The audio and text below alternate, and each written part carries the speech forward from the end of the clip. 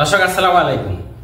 সরকারি এবং বেসরকারি বা স্বায়ত্তশাসিত চাকরিজীবীদের বেতন কাঠামো এবার কে ঠিক করবে জানেন? এবার সেই সিদ্ধান্তে মতামত জানাতে পারবেন আপনি নিজে। হ্যাঁ, সাধারণ নাগরিককে বলবেন বেতন, বাড়ি ভাড়া, শিক্ষা, চিকিৎসা ভাতা কত হওয়া দরকার। কোন সরকারি চাকরিজীবীর পরিবারের জন্য সর্বনিম্ন বেতন ভাতা কত হওয়া উচিত, মূল্যস্ফীতির সঙ্গে বেতন কিভাবে বাড়বে, এইসব প্রশ্নে এবার আপনার মতামত শোনা হবে জাতীয় বেতন কমিশনের জরিপে। এই জরিপে 4 শ্রেণীর ব্যক্তি ও প্রতিষ্ঠান অংশ নিতে পারবে: সাধারণ নাগরিক, সরকারি চাকরিজীবী, সরকারি প্রতিষ্ঠান এবং বিভিন্ন সমিতি। এতে মোট 35টি প্রশ্ন থাকবে, যেমন 6 সদস্যের পরিবারের জন্য সর্বনিম্ন বেতন কত হতে পারে, মূল্যস্ফীতির সঙ্গে বেতন ভাতা কিভাবে সমন্বয় করা হবে, শিক্ষা ও চিকিৎসা ভাতা বাড়ানো দরকার কি, বর্তমান বাড়ি ভাড়া পর্যাপ্ত কিনা, বেতন কম হওয়ায় দুর্নীতি হয় কিনা, অবসর পরবর্তী সুবিধা যথেষ্ট কিনা। এ ধরনের 35টি প্রশ্ন থাকবে, যেটা অনলাইনে সকল নাগরিক পূরণ করে বেতন কমিশনে সুপারিশ করতে পারবেন।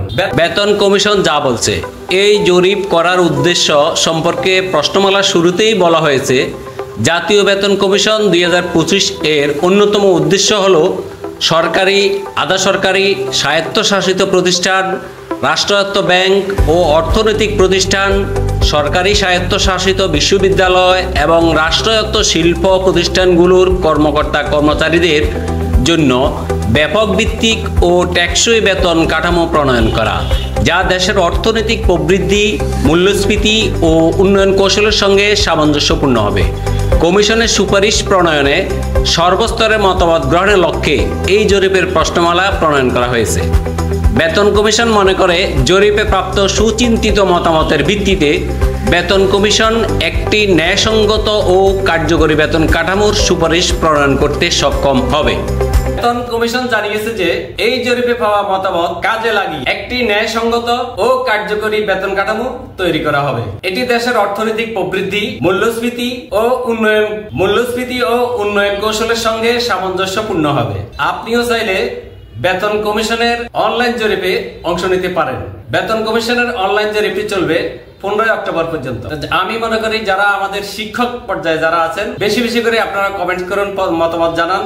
আমাদের খুব বেশি প্রয়োজন আমাদের শিক্ষাকে জাতীয়করণ করা। আমরা এই জরিপের মধ্যে তুলে ধরতে চাই আমাদের যে শিক্ষা পরিবারের সাথে কি একটা বৈষম্য সৃষ্টি হয়েছে সরকারি চাকরিজীবীদের সঙ্গে।